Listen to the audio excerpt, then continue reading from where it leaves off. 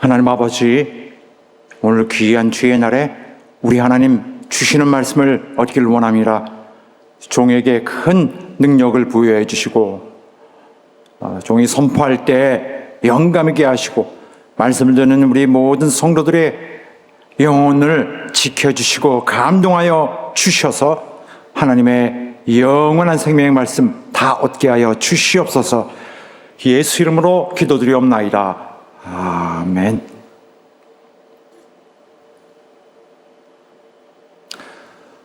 복음은 하나님께서 온 세상의 인간의 영혼들을 구원하기 위해서 그가 사용하시는 가장 큰 수단입니다. 복음은 인간을 멸망의 위기에서 구해낼 수 있는 하나님의 전능한 능력을 약속하는 말씀이 담겨진 메시지입니다. 복음이라는 것은 바로 예수 그리스도의 십자가의 속죄의 공로를 절대적으로 근거로 하는 것입니다. 이에 따라 예수 그리스도를 믿고 의지하는 자라면 누구든지 하나님의 의를 얻어서 죄와 멸망에서 구원되고 영생을 얻게 하는 큰 능력을 전달해 주는 것입니다. 원래 세상에는 없는 이 능력을 힘입는 오직 하늘에서만 오는 이 능력을 힘있게 하는 이 복음은 바로 예수께서 구원하신 모든 자들에게 주어진 임무입니다. 온 세상에 전파하도록. 복음 전파는 가장 첫 세대에는 사도들이 주 예수의 직접적인 그의 말씀을 순종하여 시작을 했고, 이후에는 모든 그가 구원하신 자들이 다 인생을 바쳐서 모든 힘을 바쳐서 모든 충실함을 다해서 해 나가야 될 바로 하나님이 주신 가장 중대한 임무이며, 특별히 그리스도인들은 부끄러워하지 말아야 될 하나님의 능력을 전달하는 영광스러운 사역입니다. 자, 이 세상에 어려운 것들이 있는데 그 중에 하나가 복음 전도입니다. 사실 복음 전도할 때는 그 복음에 대한 그 진리를 설명해야 되는 것인데, 이 복음의 이론은 이 세상의 정서와 또 세상이 생각하는 관심사와 너무나 좀 영역이 좀 다른 것이기 때문에 세상 사람들은 이 전도를 받을 때 이를 터무니없는 것으로 여기고 또 이렇게 전도받기를 거부하는 경우가 많이 있습니다. 그들에게는 아무리 말해도 이미 마음이 다친 자에게는 더 이상 관심을 끌어내기가 어렵습니다. 또한 복음은 전도하여서 소개할 때 사람이 죄인임을 들춰내야 됩니다. 사람은 죄인이다. 그리고 사악함을 갖고 있다. 사람은 타락이 됐다. 영적으로 죽었다. 교만하다. 이런 것을 실제의 자기 모습을 노출을 시켜야 됩니다. 그리하여 그 존재를, 그런 모습을 도마 위에 올려놔야 되는데, 이것은 당장 반발심을 불러일으키기 쉽습니다. 그러므로 복음은 일단 누가 전하려고 하면은, 복음은 좋은 소식인데 좋은 소식으로 들리지 않고 나쁜 소식으로 들릴 수 있습니다. 불신자들이 전도하는 자를 대할 때 업신여김으로 마지못해 경멸하는 식의 정말 그 내려다보는 시선으로 이에 맞대응하기가 일쑤입니다. 대단히 무례하게 전도하는 자들에게 행하는 것을 저도 많이 봤습니다. 오늘날 우리 상황에서는 이것이 잘 실감이 나지 않을 수도 있습니다. 그런데 과거에 보면은 1960년대, 70년대의 기억이 아직도 저희 머리에서 지워지지 않는 것들이 있는데, 복음 전도하기가 굉장히 어려웠습니다. 당시에는 예수 믿는 자들을 엄청난 가까이에서는 안 될 자로, 굉장히 정상적이지 않은 자로 취급하는 경우가 상당히 많았습니다. 일반적인 것이었죠. 그래서 누가 전도하려고 그러면은 일단 논쟁으로 말을 끊고 반대 이론을 즉시로 펼쳐서 꺾으려고 합니다. 그런 이유 때문에 전도할 때 누구든지 일단 부담을 가지고 어떻게 설득해야 될까 하는 큰 큰 산을 넘어가야 되는 그런 짐을 가지고 나가게 됩니다. 그래서 복음 전파하는 것을 애초에 두려워하는 것이 보통입니다. 왜냐하면 말씀드렸다시피 거부당할 것을 두려워해서, 그리고 일단 그렇게 해서 논쟁을 이제 저쪽에서 논쟁으로 맞받아치게 되면은 이기긴 어렵겠다. 나는 이 이론으로 가야 되고, 또 저기는 정당한 세상적 이론으로 맞대응할 텐데 이것은 정말 이기기 어렵고 비웃음당하기 쉽겠다. 그리고 특히 내 지인에게 이렇게 전도를 할 때 그와의 어떤 감정적 대립이 생길 수도 있어서 이것은 오히려 조심해야 되겠다 하는 생각으로 감히 복음 전파를 하기를 어려워하는 경우가 많이 있습니다. 또 이 같은 우리의 부분적으로 그런 자신 없는 모습은 또 다른 곳에서도 나타나는데 결이 비슷하지만은 전혀 다른 얘기입니다. 일부 교회에서는 복음을 소개할 때 이런 소위 믿으면은 삶의 많은 문제들이 해결된다. 믿으면은 필요한 것들을 많이 도움을 받는다. 이런 식의 소위 육신적 복지 복음, 육신적으로 복지 복음, 이런 성격의 복음을 소개하는 사람들이 있고, 바로 이러한 식의 복음을 펼치는 것은 상당 수준으로 이미 정착되어 있습니다. 교회에서 그렇게 해도 크게 이상하게 들리지 않을 정도입니다. 그렇게 하는 것이 또 받아들여지고 정착이 되는 정도까지 되는 것은 바로 복음을 소개할 때 사람들이 듣기 좋은 얘기를 하기 때문입니다. 그래서 반발을 적게 불러오니까 당연히 잘 받아들여지게 되겠죠. 세상 사람들이 좋아하는 말을 하는 그러한 복음인 것이죠. 이것은 겉으로만 보기에 좋고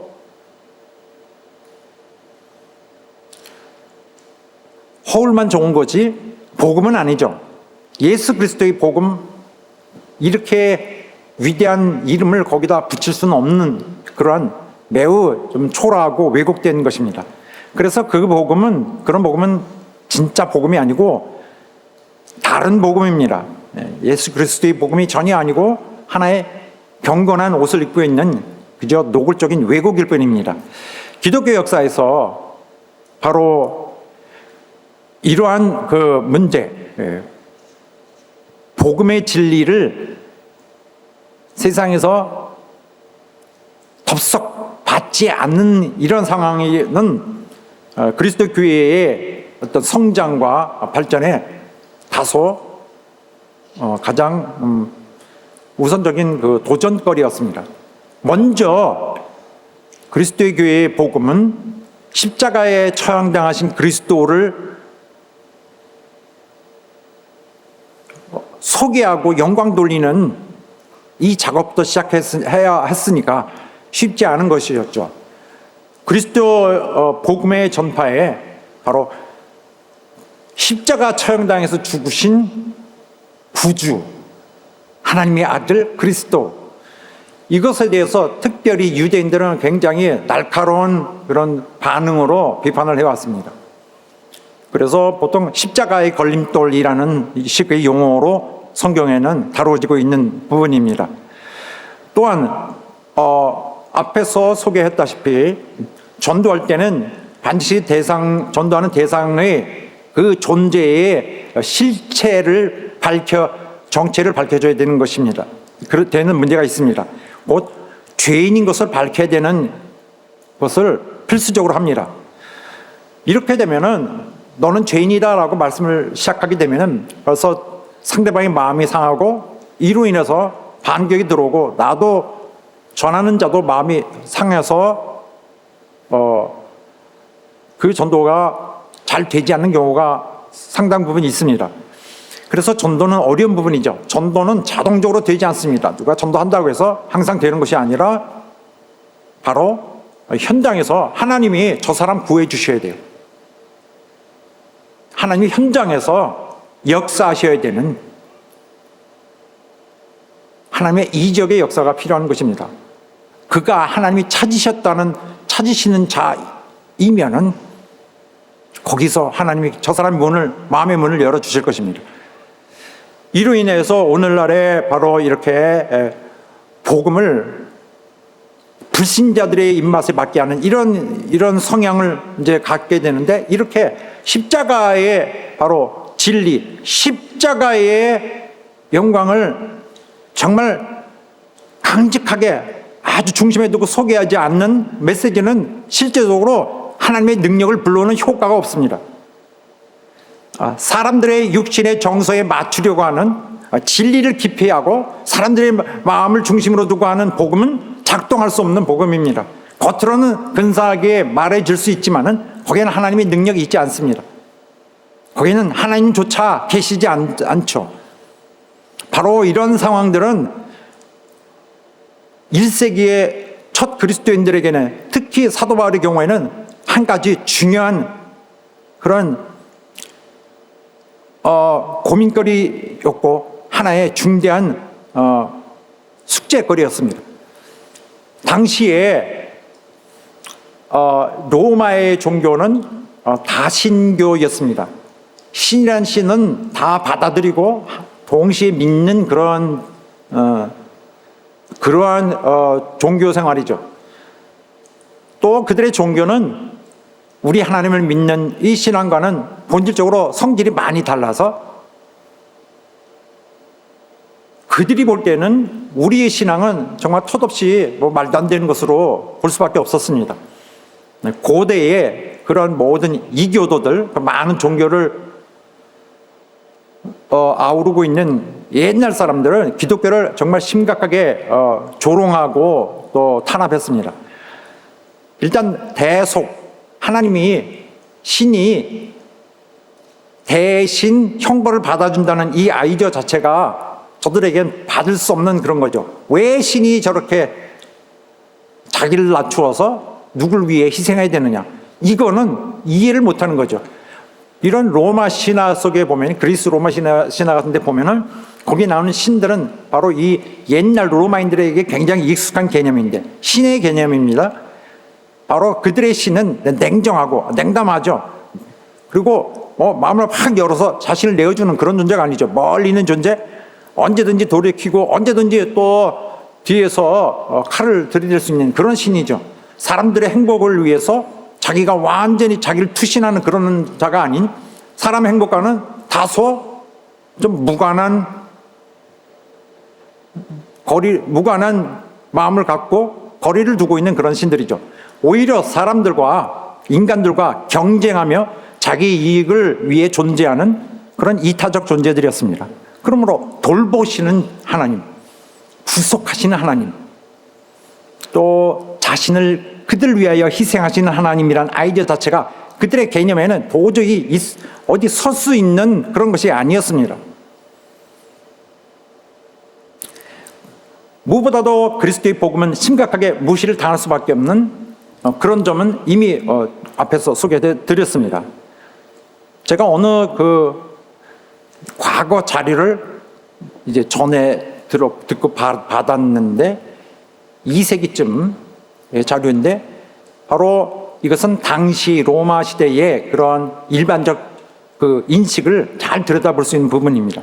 바로 이 자료가 여전히 보관되고 전달이 된 것도 바로 그 당시 상황을 너무나 잘 설명하고 있기 때문입니다. 이 셀수스라고 하는 어떤 사람은 이렇게 그리스도인에 대해서 이렇게 말하고 있습니다.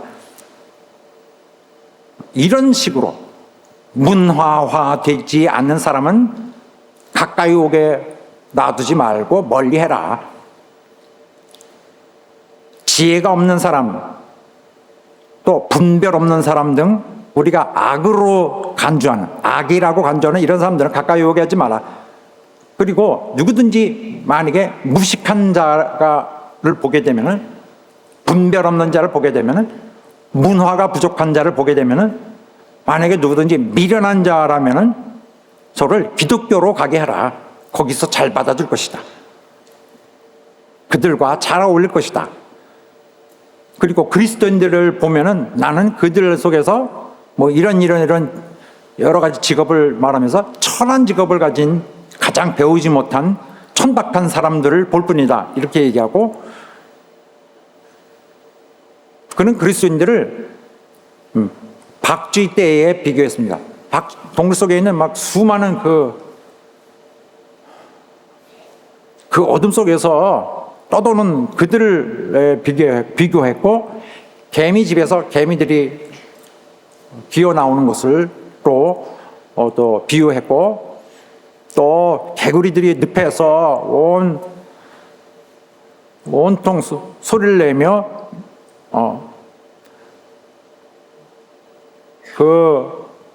무슨 학술대회를 열고 있는 그런 모습으로 비유했고, 또 벌레들이 이 배설물 위에 온통 덮고 있는 그런 모습으로 비교했습니다.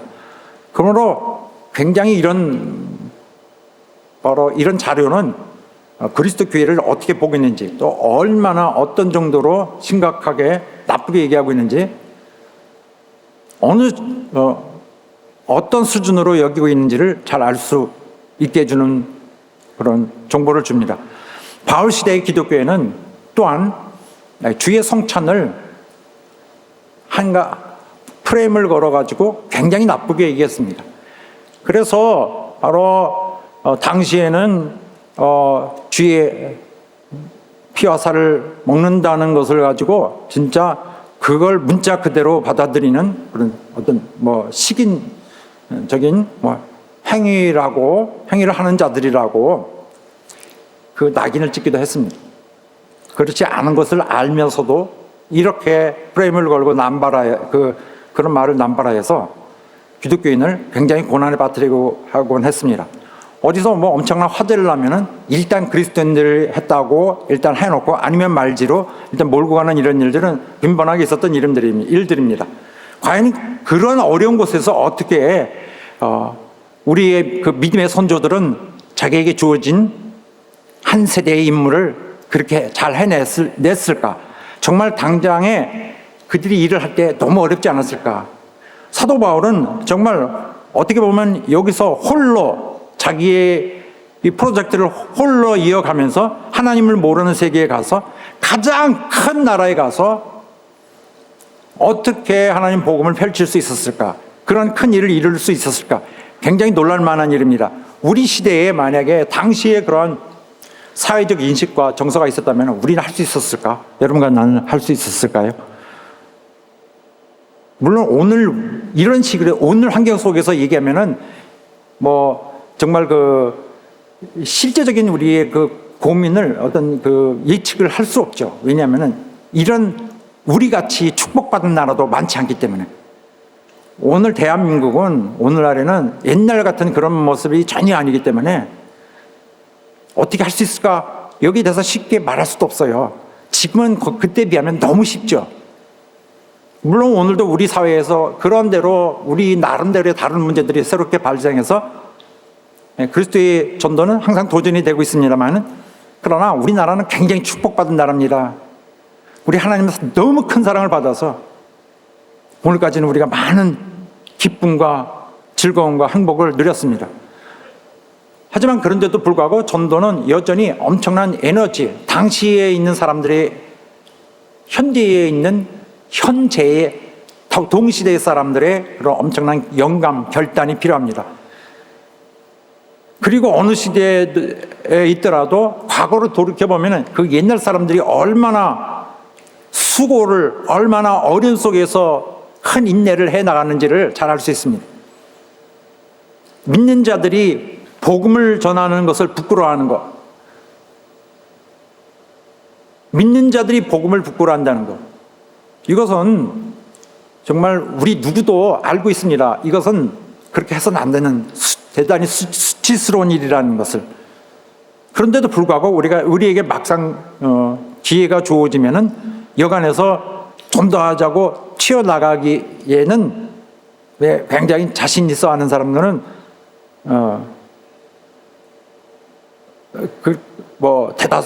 많지는 않습니다.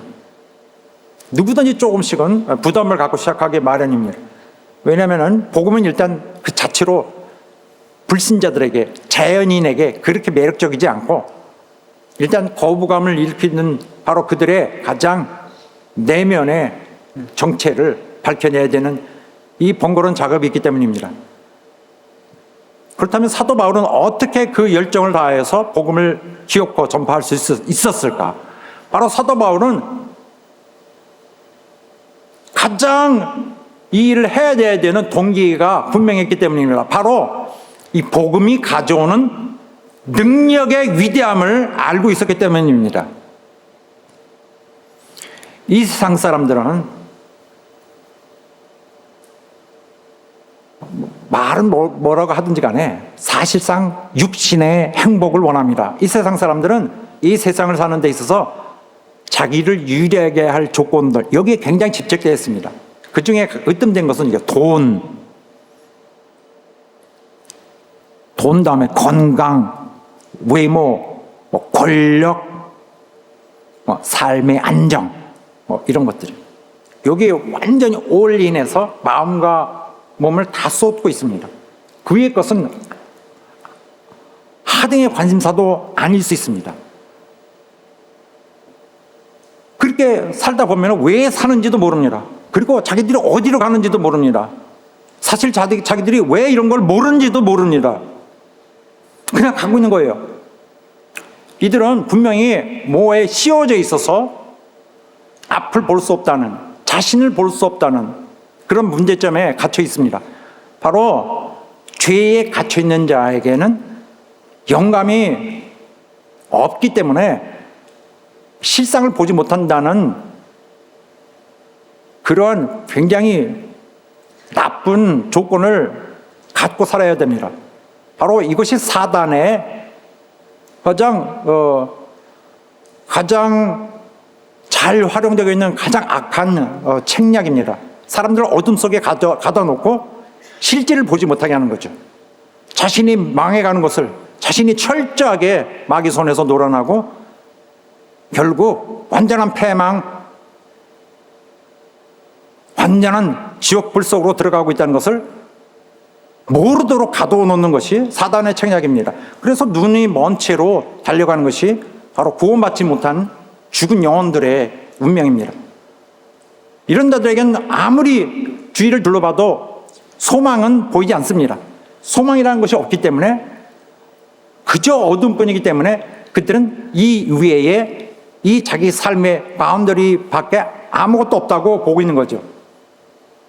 사실이 아닌데도 이 세상 삶의 진심인 자들에게는 아무도 관심을 가져주지 않는 바로 인전, 어떻게 보면 완전히 터무니없이 보이는 바로 이 복음이라는 거기에 사실은 능력이 다 들어 있습니다.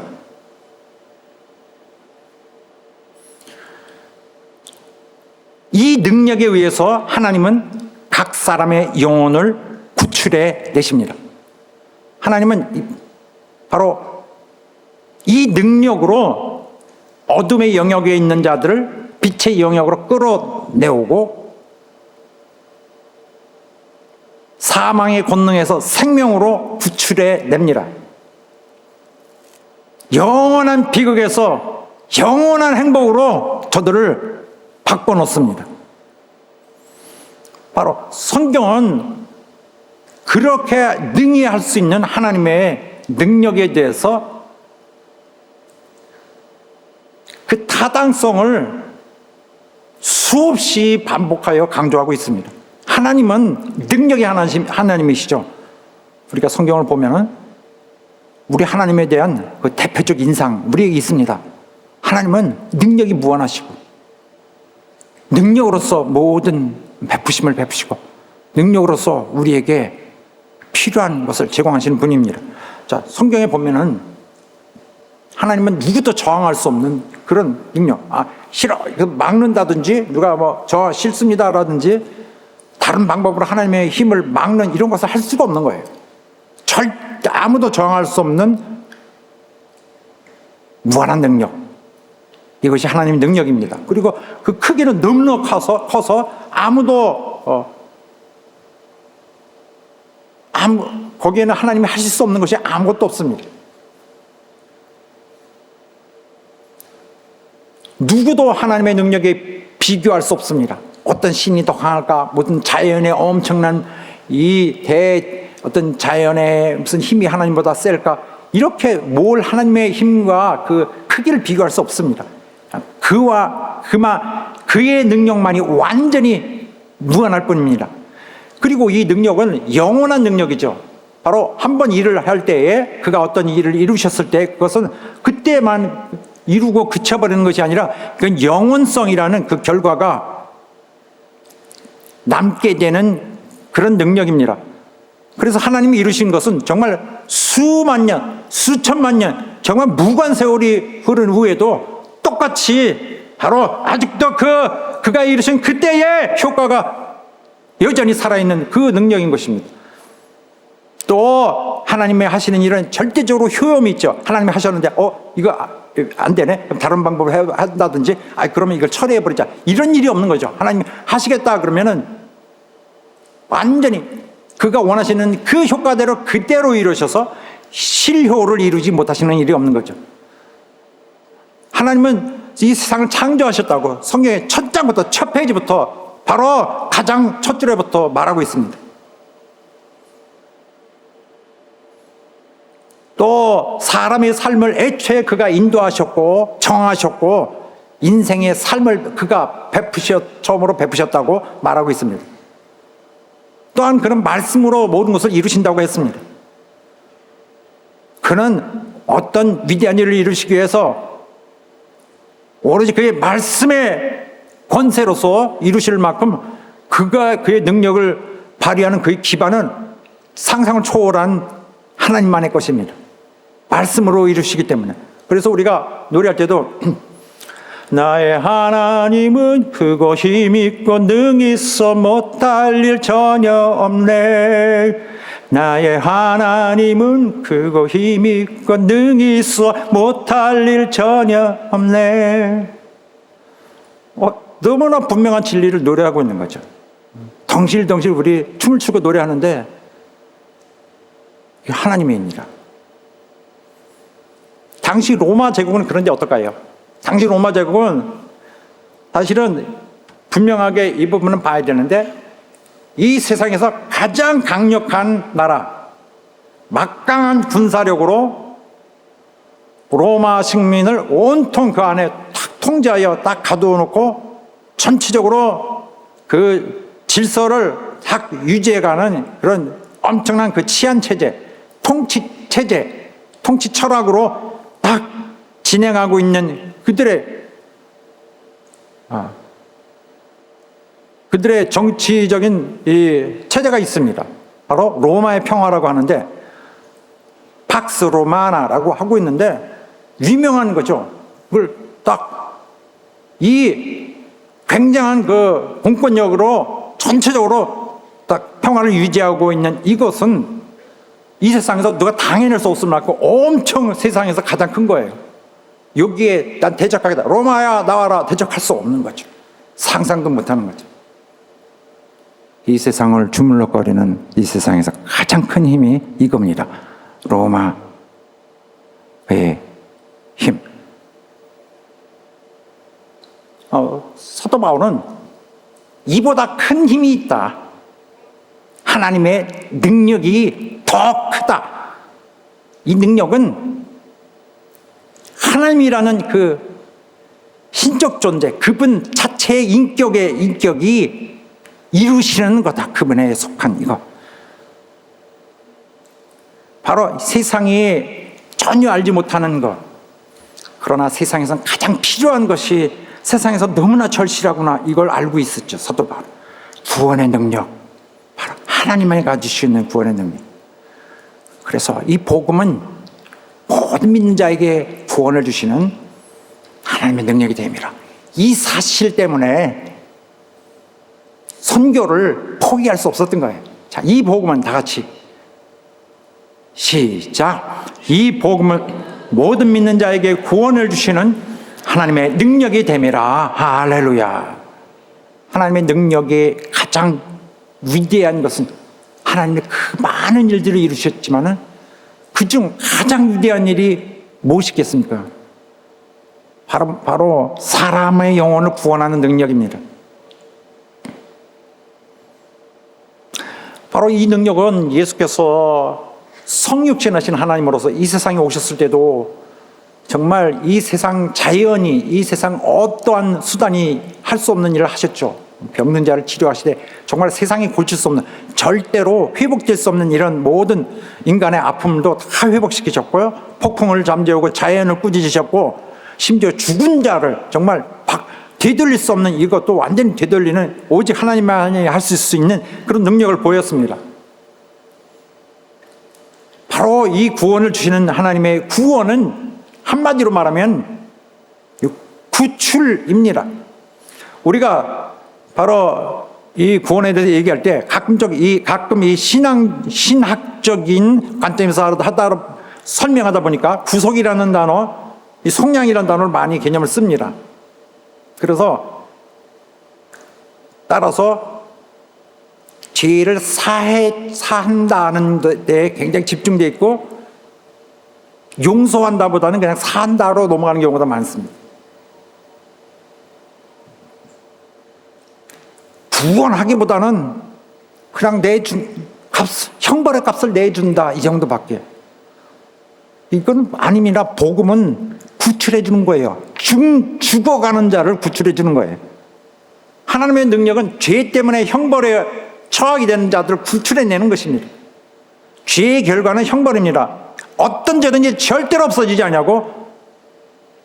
죄는 영적 죽음을 가져오고 이것은 하나님과 분리된 영원한 그 어두운 곳으로 던져지게 되는 것인데, 여러분, 우리는 지금 우리 세대는 여기 불신자가 많은 세계에서도 불신자에게도 하나님의 빛은 조금씩 오고 있어요. 어딘가 가까이 있습니다. 하나님이 있는 세계에서 그들이 살기 때문에 하나님으로부터 그들도 자기들이 모르는 사이에 하나님의 축복을 받고 있어요. 그러나 하나님과 완전히 멀어진 상태, 완전히 단절된 상태가 어딜까요? 거기가 지옥입니다. 하나님이 없는 세상, 거기로 던져진다는 거예요. 영원히 하나님과 분리되는 것, 하나님을 전혀 볼 수 없는 것. 바로 이 세상은 그럼으로써 패역한 세대로서 구원받을 영혼들은 빨리 탈출해 나와야 됩니다. 이 세대 자체가, 환경 자체가 사단의 손아귀에 있구나. 우리 죄에서 구원받고 하나님의 진노에서 구원을 받아야 됩니다. 그래서 사도 바울은 이렇게 고린도 교회에서도 이렇게 가르쳤습니다. 십자가의 도는 멸망하는 자들에게는 미련한 것이지만 구원을 얻는 우리에게는 하나님의 능력이라 했습니다. 할렐루야. 인간의 상식으로는 공감하기 어려운 줄 압니다. 그래서 사도 바울은 그렇더라도 인간이 이해를 못하더라도 이것은 인간의 지혜에 호소할 수가 없는 문제예요. 인간의 이해해줘, 어떻게 잘 생각해봐 라고, 인간의 지혜 이렇게 해서 이것도 가능하잖아 라고 말할 수 없는 것입니다. 그는 하나님의 은혜를, 하나님의 뜻을, 하나님의 용어로, 하나님의 은혜 안으로 고집스럽게 전파했습니다. 하나님의 능력은 바로 그들에게 전해지는 복음에 있는 것입니다. 하나님의 나라는 그가 구원하시는 그 능력이 있다. 하나님의 무한한 능력이 있다. 이렇게 그가 주장했습니다. 자, 사도 바울은 자기 임무를 위해서 어떤 길을 걸었을까? 사도 바울은 빌립보에서 5개에 갇혔고요. 그리고 다른 지역에서 데살로니가 같은 데서는 그가 추적당하여 계속 피해 다녔습니다. 다메섹에서 또 베레아에서 반출돼서 간신히 숨어 나갔고, 아덴에서는 그냥 굉장히 비웃음을 당하고 굉장히 상처를 받고요. 고린도에서는 미련한 자로 취급당했고, 자기가 가르친 자들에게서 무식하다고 취급당했고, 예루살렘에서 그는 참남한 자로, 또 모세 율법을 어기는 자로, 굉장히 나쁜 자로서 고발당했고, 또 루스드라라는 데서는 돌에 맞아서 죽은 채로 발견되었습니다. 근데 사실은 죽지 않고 목숨은 살아서 다시 일어나긴 했습니다. 이쯤 되면은 복음 사역이 이렇게 어렵다면은 이제 그만둘 생각도 할 수 있지 않을까. 그러나 그 이후에 우리는 봅니다. 사도 바울에게는 다음 도전이 놓여 있었습니다. 바로 로마. 이제는 로마로 가겠다. 로마는 세계의 최고의 제국입니다. 바로 알려진 모든 세계를 다 지배하고 있는 이 제국의 중심이, 수도가 바로 로마입니다. 바로 찬란한 문화, 자기들이 신적 문화다, 언어도 신적인 언어다, 최고의 문화와 세련됨을 자랑하는 그들의 문화의 중심지, 그들의 세계의 중심지, 고도의 지성의 중심지, 가장 강력한 군사력, 가장 최고의 문화의 중심지는 로마. 과연 거기서 그가 버텨낼 수 있을까? 과연 거기에서 생명을 비추고 저들의 영혼을 구원할 수 있을까?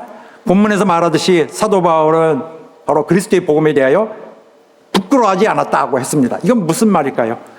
바로 로마의 그 엄청난 법 체제와 그 지중해를 호령하는 정치적 권력을 자랑하는 로마에 있는 사람들 상대하고 세련되고 굉장히 지성이 높은 이들에게서 자신이 전하는 저 복음이 저 팔레스타인, 저 변방, 식민지 저 변방에 있는 그 팔레스타인, 거기서 온 그 유대 지역에서, 거기서도 물에서도 또 빠져나와 요만한 무리에서 나온 출신이 그런 비천한 어떤 신분과 그런 위신을 가지고 와서 출발하여 그들이 와서 그들을 주장하여 저들의 마음을 얻겠다고 나온 것입니다.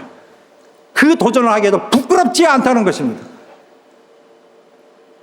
로마인들은 분명히 그리스도인들을 미련한 자라고 했습니다. 자기들은 너무나 신적인 지혜를 갖고 있는 자들이기 때문에. 하지만 사도 바울은 포기하지 않았습니다. 왜냐하면 사도 바울은 복음이 가져오는 그 뒤에 숨어있는, 복음이 약속하는 위대한 능력을 갖고 있었기 때문입니다.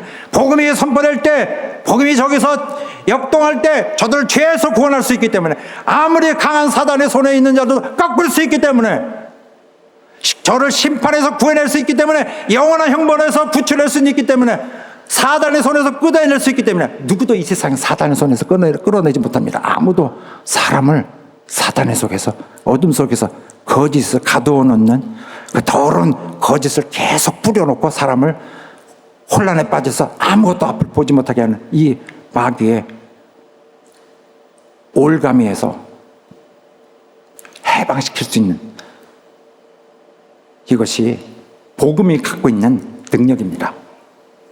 복음은 그때도 미련한 것이라고 취급을 당했고 넘어지게 하는 것이라고 비판을 받지만 오늘도 마찬가지일 것입니다. 어느 부분에서는. 그러나 그럼에도 불구하고 사람을 죽음에서, 멸망에서, 완전 패망에서, 완전 끝장나는 것에서, 지옥행에서 구원할 수 있는 유일한 길인 것입니다. 어디서든지 이 구원의 능력을 전해줘야 되겠다는 그 임무가 있기 때문에. 그래서 사실은 자기가 어떻게 생각하겠습니까? 사도 바울은 자기 은혜 받았어요. 자기도 구원 받았어요. 자기는 교회를 파괴하려던 사람이, 교회를 짓밟고 그냥 아무도 사람지 못하게 내가 저들을 다 완전히 무너뜨리겠다고 나가서 싸우던 자예요. 그 앞에 주님이 나타나서 그를 벌하시기보다는 너 빨리 나가서 일해. 현장에서 내가 너를 사용할게. 빨리 나가. 주께 사죄하고 뭐갈 시간도 없었어요. 그는 은혜 주신, 자기를 살려주신 주님을 사랑해야 될 이유가 있었던 것입니다. 그것을 특권으로 여기며 그 특권의 무게를 느끼고 담대함으로 자신을 재촉했습니다. 자, 오늘 본문의 말씀에는 믿는 자의 믿음에 대한 말씀이 나옵니다. 자, 로마서 전체에 대한 내용이 적어도 8장까지의 내용은 여기 16절과 17절에 다 나와 있습니다. 너무 요약된 상태이기 때문에 많은 것을 그 속에서 분명하게 담고 있지는 않지만은, 그런다 할지라도 이 골자적으로 8장까지 다 품고 있어요. 이것을 8장 내내 설명하고 그 이치를 설명하고 있는 것이 로마서인데, 결국에서 로마서 전체를 대표하고 있는 말씀이라고 감히 얘기할 수 있습니다. 대단히 중요한 절이죠. 16절, 17절. 여기서 믿는다는 말이 중요한 건데, 오늘 우리가 이렇게 대단히 큰 무게를 갖고 있는 이 말씀을 다 다룰 수가 없겠죠. 그래서 일단 그 개념적으로만 빨리 훑어보고 가자면은, 먼저 이걸 말씀할 수 있겠습니다. 믿음이라는 것은 뭘까요? 그건 어떤 사실에 대한 인정한다는 것이 아니라 신뢰하고 의지하고 따라가는 것입니다. 믿는 자라는 것은. 그리고 그것은 문법으로도 현재형으로 되어 있는데 계속적으로 믿는 것입니다. 그래서 믿는다는 거, 나 알아. 나 그거 그렇게 한다고 믿어. 이게 아닌 거죠. 계속 신뢰하고 여기에 대한 나의 모든 것을 걸고 나를 거기다 내 모든 신뢰를 거기다 두고 따라가는 것입니다. 삶을 그렇게 사는 것을 말하는 것입니다. 이 믿음은 하나님이 주시는 것이고요. 하나님이 먼저 사람을 문을 두드리게 해줘야 돼요. 그리고 그 믿음은 어디서 올까요? 그 원천이 어딜까요? 하나님에게서 오는 것입니다. 아버지죠. 그 아들을 믿는 자에 대해서 그 아들이 이끄시는 대로 아들을 따라다니겠다고 하는 자에게 하나님 믿음을 주시는 것입니다. 그때 생명이 생기게 되고 영생의 힘이 생기게 되는 것입니다. 이것은 바로 모든 자에게 다 주어주시는 것이다. 자, 여기 보면 말씀이 첫째는 유대인에게요 또한 헬라인에게로다라고 했습니다. 여기 두 가지 인종이 있는데, 유대인과 또 모든 유대인이 아닌 자 모두는 여기서는 헬라인에 해당됩니다. 그냥 카테고리가 두 개뿐이죠. 유대인과 나머지 모든 이방인들. 일단 성경은 이런 유대인이 먼저 돼야 되는 이 논리적인 순서를 갖고 있습니다. 그래서 일단 복음은 누구에게든지 다 열려 있다. 누구나 믿는 자에게. 그렇지만 일단은 시작은 이렇게 한다. 유대인이 먼저다. 왜냐하면 유대인은 인류에게 복음이 전해지기 위해서, 인류에게 믿음이라는 것을 전파하기 위해서 가장 먼저 쓰임받은 자들이에요. 그래서 그들은 하나님과 첫 계약을 맺었고, 그들 손에서 계약이 다 이루어졌고, 그들 손에서 인류를 구원할 그 기초 작업이 다 이루어진 것이고요. 그들은 이걸 이루기 위해서 엄청난 고생을 했고, 그들의 삶을, 그들의 역사를 다 하나님의 뜻을 위해서 헌신했어야 됐습니다. 자, 여기서 또 하나님의 의가 나옵니다. 하나님의 의란 무엇일까? 하나님의 의는 하나님 자신의 법, 하나님 자신의 모습이에요. 그분의 성품, 그분의 성품에 부합하는 바로 그 성질을 가지고 하나님의 의라고 그래요. 그러므로 이 세상에서 말하는 그러한 어떤 면에서 정의랑 많은 부분에서 함께 가죠. 그러나 세상 정의는 이렇게 정의가 주어져 있어요. 아무리 누가 착해도 착합니다, 이 사람이 뭘 하자, 이런 것이 없죠. 어떤 범죄에서만 어떤 제한된 이런 것이죠. 그러나 하나님의 성품과 모든 이런 세상에서 의로운 것, 좋은 것, 선한 것, 하나님의 세상의 justice, 세상의 법은, 공의는 하나님 뜻을 흉내내고 따라가고 있습니다. 그러나 하나님만이 할 수 있는 것이 있어요. 도무지 따라할 수 없는 것. 자기를 희생해서 죄 많은 자를, 자기가 원수된 자를 불쌍히 여기서 살려주시는 이런 것, 정말 긍휼함으로 베푸는 것, 이것은 하나님만이 하시는 거예요. 이것은 하나님의 의입니다. 세상의 것으로 옳고 그름으로 따질 수 없는 거죠. 이것을 바로 그리스도를 믿는 자에게 심어 주신다는 거예요. 믿는 자에게. 그러므로 믿음은 사람을 구원의 힘을 작동시킵니다. 이 하나님의 의는 나타나는데 그냥 한번 쭉 나타나고 없어지는 것이 아니라 한번 나타나면 오늘 우리에게 주어진 이 세상의 그 거룩한 은혜의 기간까지 남아있을 것입니다. 여전히 바로 나타난 하나님의 의는 사람들을 구하려고 거기서 기다리고 있을 것입니다. 또 믿음으로 믿음에 이르게 하나님의 말씀이 있습니다. 이것은 여러 가지로 다르게 해석할 수 있는 여지가 있는 말씀입니다. 일단 처음에 믿음에서 원어적으로 하면 믿음으로부터 믿음으로.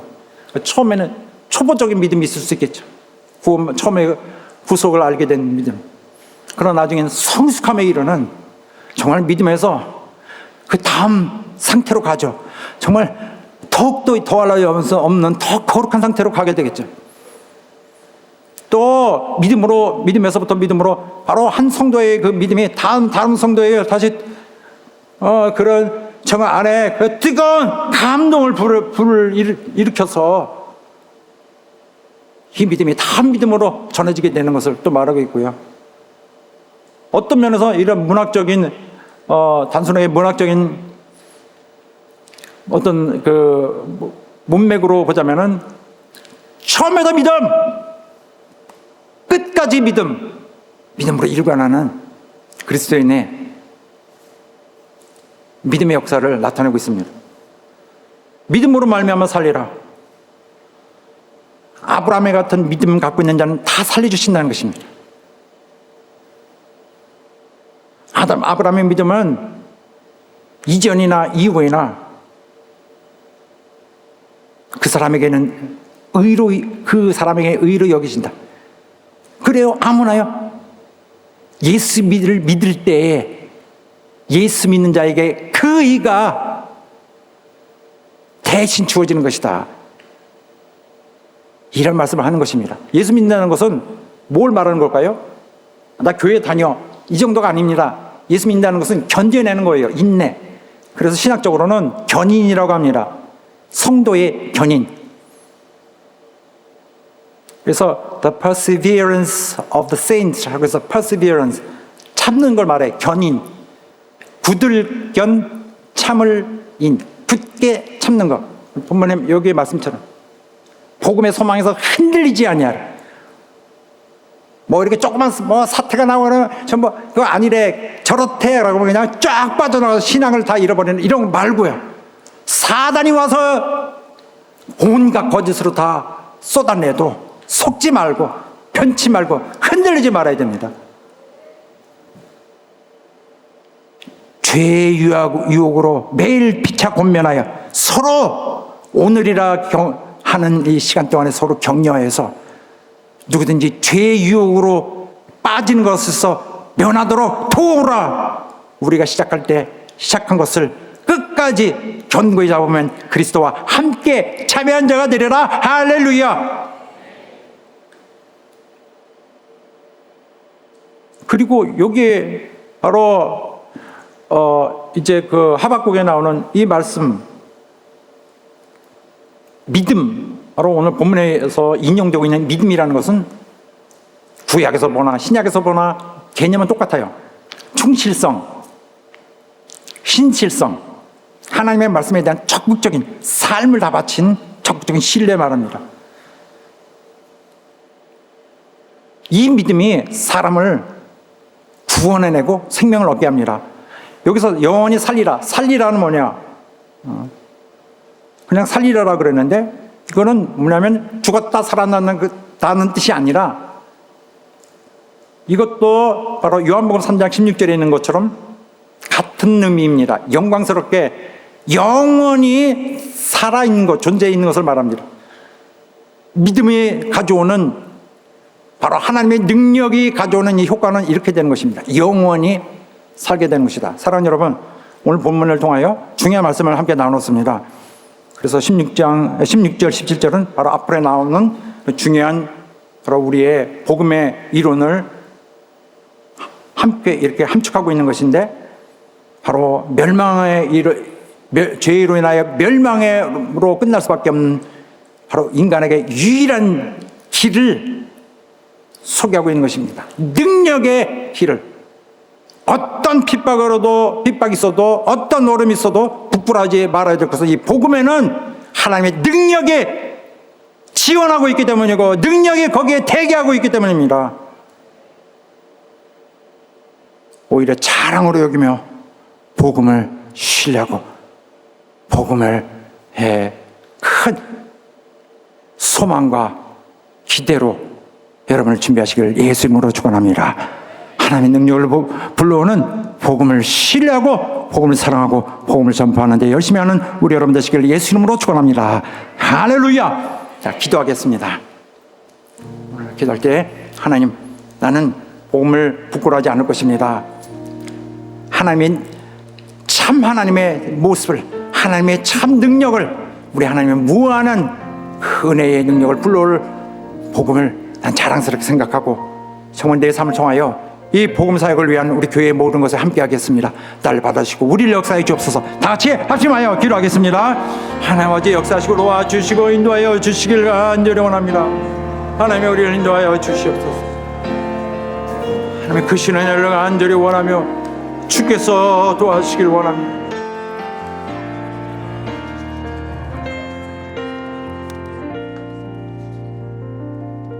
자, 여기 우리 함께 자리에서 일어나셔서 전능하신 우리 하나님의 우리와 함께 하심을 기억합시다. 하나님의 전능하심은 단지 우리의 세상에서 우리에게 필요한 그런 도움만을 제공하시는 것이 아니라, 그는 더욱더 중요한 우리 삶의 모든, 우리 운명의 모든 것을 바꿔주셔서 가장 행복한 것으로 이끌어주시는 분입니다.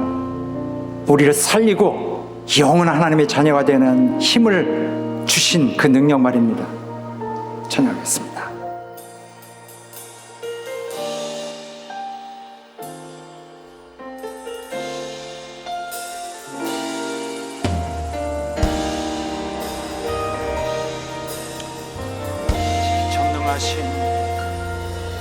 전능하신 나의 주 하나님은